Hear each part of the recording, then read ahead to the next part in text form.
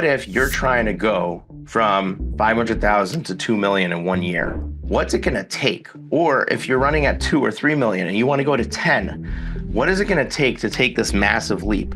What it's gonna take is finding predictable, repeatable ways of client acquisition. It's gonna take understanding that leads are not the only way to get new business in the door. We want to explore, what does this look like? If I were to approach this from an investor mindset, if I was gonna say, okay, I've got this new problem, I've got to exponentially grow, how do I do that? That's what we're gonna address right now. Where do clients come from? Why can some firms grow their client base through acquisitions and others cannot? Now, many of you have never even considered an acquisition, and I'm just gonna spend 1 minute on acquisitions here, because people think, I can't buy a business. Who am I, right? I'm just a solo. I'm just an attorney, right? I would say, like, even a lawyer who's just starting their practice, you're opening your doors for the first time, you can acquire another law firm. There are people out there who are looking for the exit. Believe it or not, there's something like 60% of law firms, when the owner retires, they shut the doors for good and they don't sell the business. So if you want an instant business that has personnel, or an instant business that has clients, or an instant business that has a system or a process to client acquisition, you should explore the possibility of buying a business, even if you don't have any money to give. Believe it or not, the second problem is that most business owners have a hard time selling because buyers don't have the capital. So there's SBA financing available, but that requires some money down. If you want to do a deal with $0 down, you just need seller financing. You need to find a buyer that understands that the best deal at their fingertips is you coming in and giving them some sort of payout over X number of years, usually tied to the revenue or profit of the business, that they're going to basically have this annuity for 5 or 10 years or whatever that time frame is, and you take over the reins. So I don't want to I'm not doing a whole talk on purchasing a law firm, but I want everybody in the room to recognize that it doesn't matter what your credit score is, it doesn't matter what your financial position is, it doesn't matter how early or late in the game you are, you could be exploring acquisition as one of your options. It may be worthwhile to explore purchasing somebody's business just for their team, and if they can work remote, you can get some really good players in one fell swoop. So that's just something that you want to think about. All right, so there's different types of clients. You can be selling to a client that has a one-time fixed need. One-time fixed need means that they have a need one time for something, unlikely to need to come back and do it again, and the price is pretty much fixed. It's not like litigation where it could be 10 hours or it could be 100 hours. It's not like personal injury where it could be a $20,000 settlement or it could be a $300,000 settlement. This one-time fixed need, good example of that is estate planning, bankruptcy, DUI. Now, somebody who drives drunk probably drove drunk 83 times before, according to statistics, so they're probably going to get another DUI at some point, and they could be a repeat business. But the next step is a one-time need, but the size of it is variable. And here it's personal injury, right? Somebody is unlikely to get injured twice. It can happen, and they can be a repeat customer, so that happens. But what percentage of a personal injury business is repeat clients? Probably a very small percentage, right? So it's one time, but it varies. It could be a tiny settlement. It could be a massive settlement. Divorce could be a really easy, amicable divorce, $5,000 said and done, or they could be fighting with each other for the next 6 years over custody and child support modifications, and that one client could turn into a $60,000 client. First and second degree criminal, workers' comp, litigation, you get the idea. All of these different clients, they're one time, unlikely to come for a repeat business. It's possible, but unlikely. And we can't predict the value of that client. Could be small, could be large.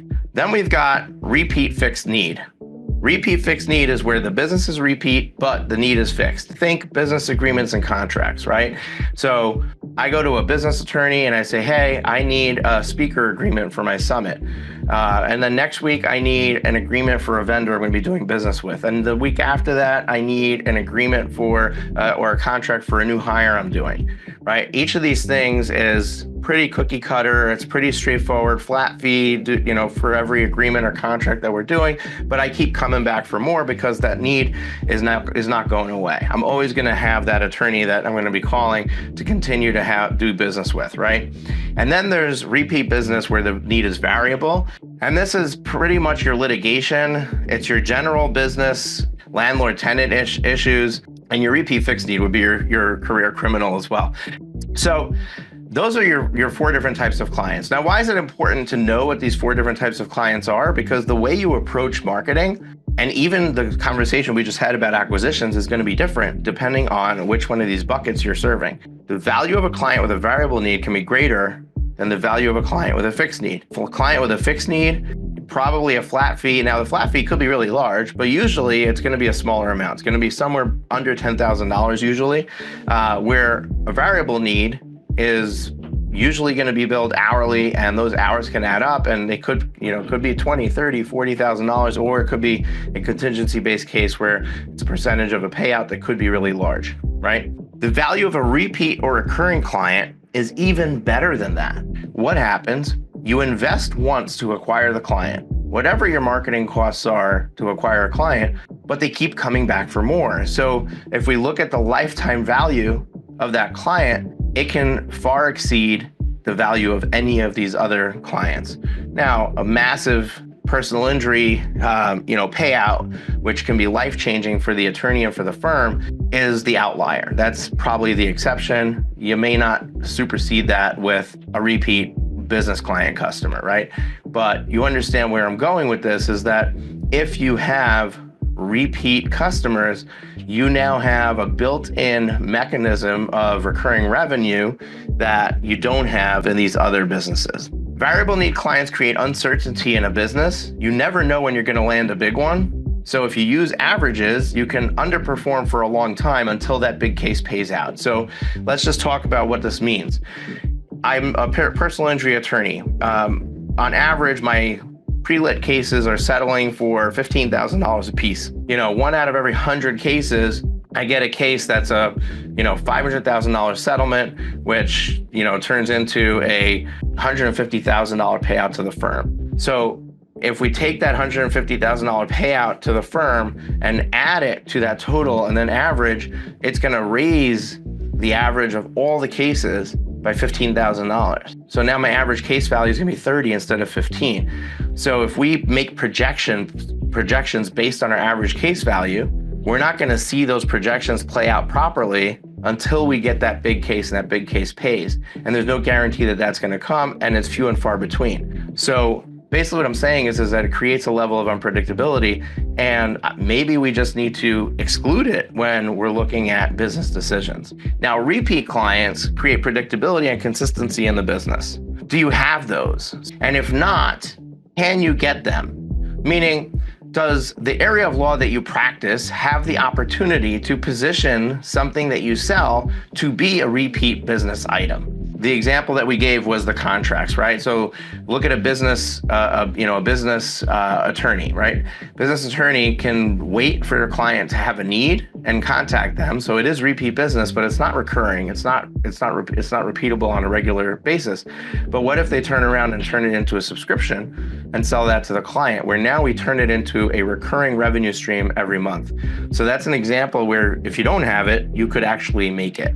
So if you answered yes, you have repeat business, or you could create repeat business, then the first thing you want to consider is buy other law firms. Go and find another law firm that already has a book of business, turn that book of business into those repeat clients.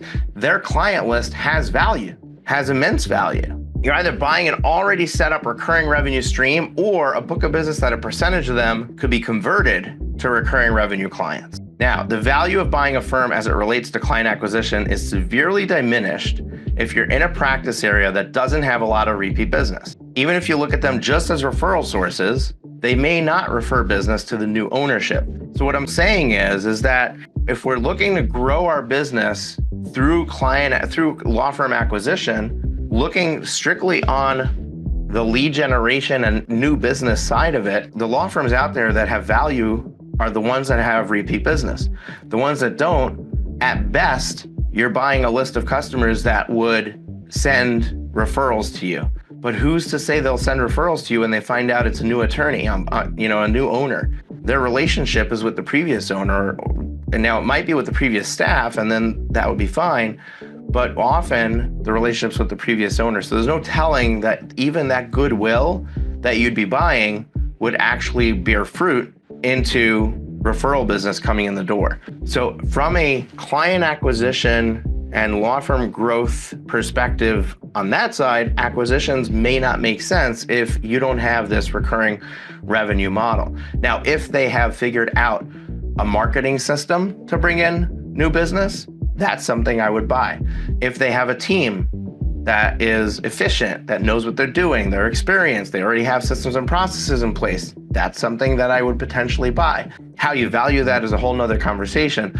But from I need more clients place, I need to get more clients, how can I buy that? If you have a business that you can turn into repeat business from your existing client base, I would look to buy law firms as the first step in my growth strategy, because it is a cheat code to creating a portfolio of clients very quickly without needing to test different marketing systems and find a marketing system that works for you. All right, so let's pivot to marketing. So now we're past the acquisition. It's for you, it's not for you. Let's talk about marketing itself. There's two big mistakes that law firm owners make in their approach to marketing. One is they approach from a place of, I need more clients. And the second is, even if they're willing to spend, determining how much to spend based on current financial conditions. Number one, if you approach it from, I need more clients, you're already asking the wrong question. Trying to find what is the best or fastest way for me to get another client. And you're probably going to invest in really expensive marketing tactics that are not going to create a system or a runway for you to continue to get more clients. So you're going to probably go to lead sources that are pay per lead or Google LSAs or something like that. Now, I'm not saying there's anything wrong with those, but those might not be the best place for you to invest and you're just approaching the question from the wrong place.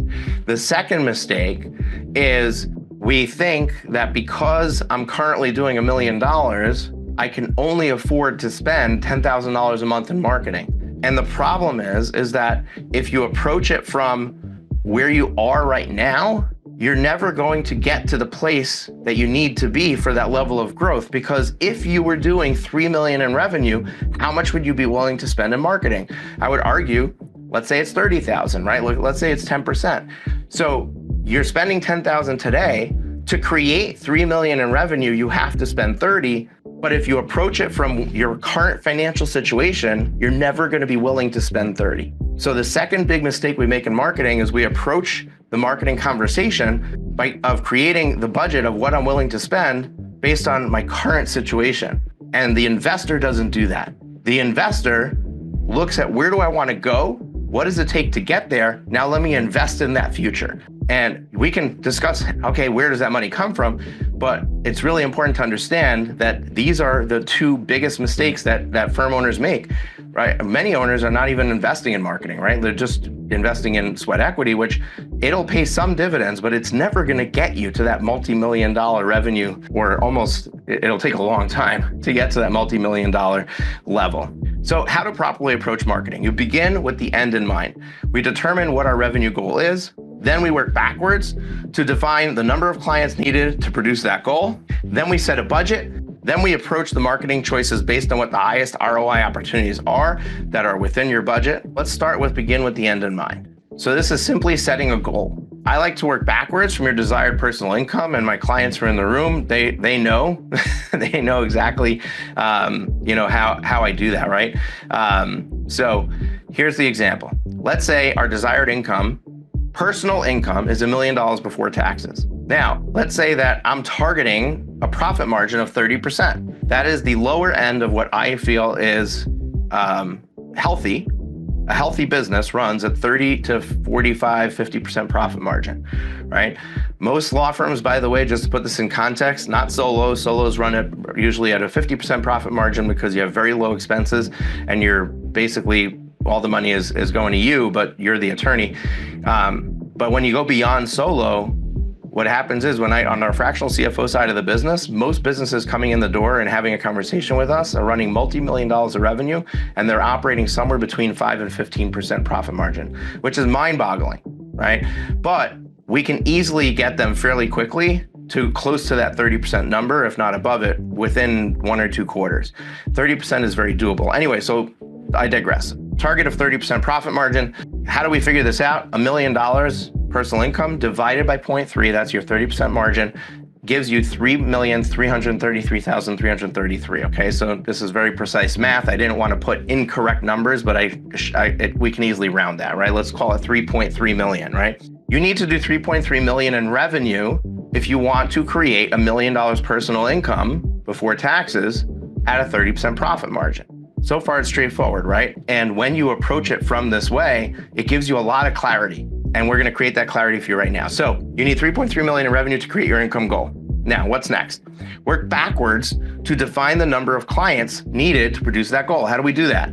Figure out the average revenue per client. I'm not going to do that here. Just understand that you can just take your total revenue for the year divided by the number of clients served. That'll give you your average revenue per client. That's not precise, but that's a pretty good enough number for you to use in these exercises. Divide the revenue target by the average per client, and you now know how many clients you need.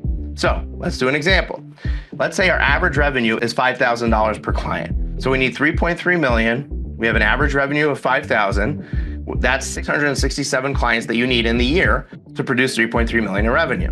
That is 56 clients per month. So now we already have a level of clarity that most of you in the room probably didn't have before, right?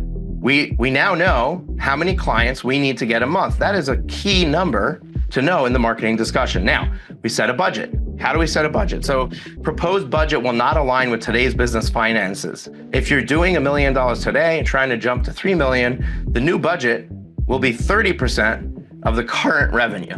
So if you had 10% before, you're trying to triple, you're going to be 30% of your current revenue in your new marketing spend. But that new marketing spend should produce results fairly quickly and start paying for itself. And now you have the higher amount of revenue, right? So, but there is this gap from when you start spending the money until you start collecting the revenue on it.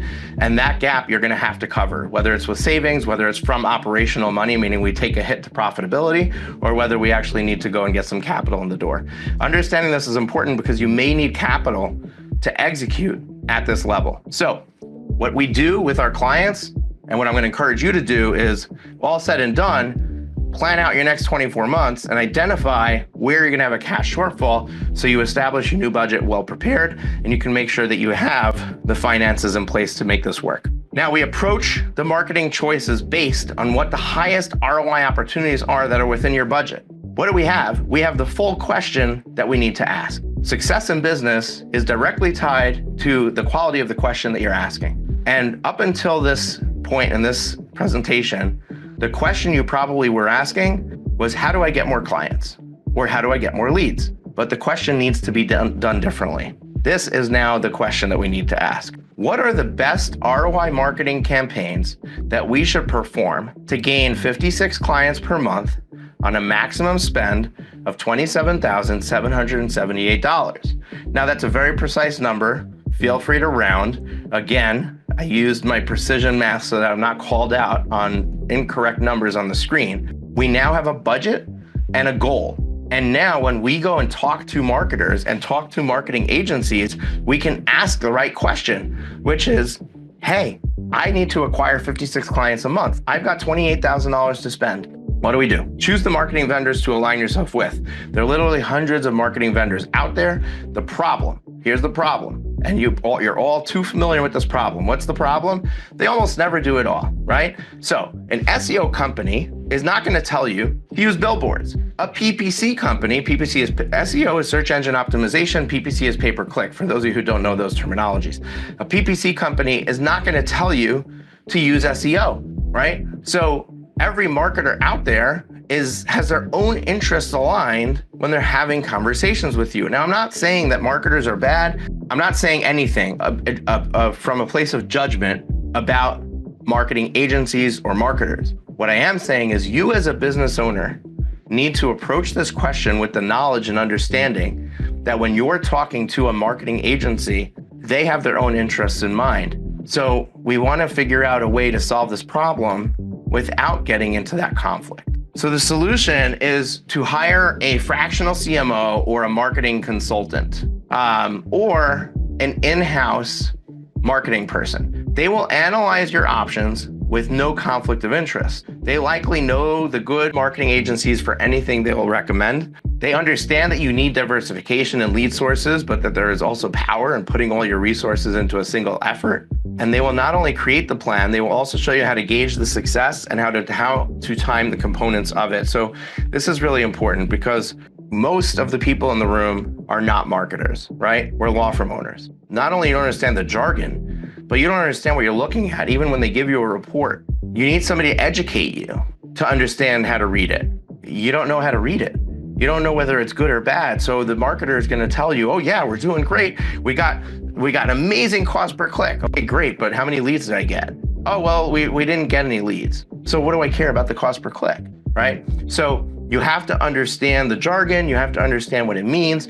Getting a marketing person in your corner that is not the vendor that you're hiring to do the actual activity that you decide to invest in is going to be really critical in this process. So find a fractional CMO, find a marketing consultant that doesn't do the actual marketing, or bring an in-house marketer into your business in order to solve this problem. Now, the final piece of the puzzle is to understand how to measure results. Now, I'm actually not going to give you the answer here because it really depends on what marketing campaign you're running.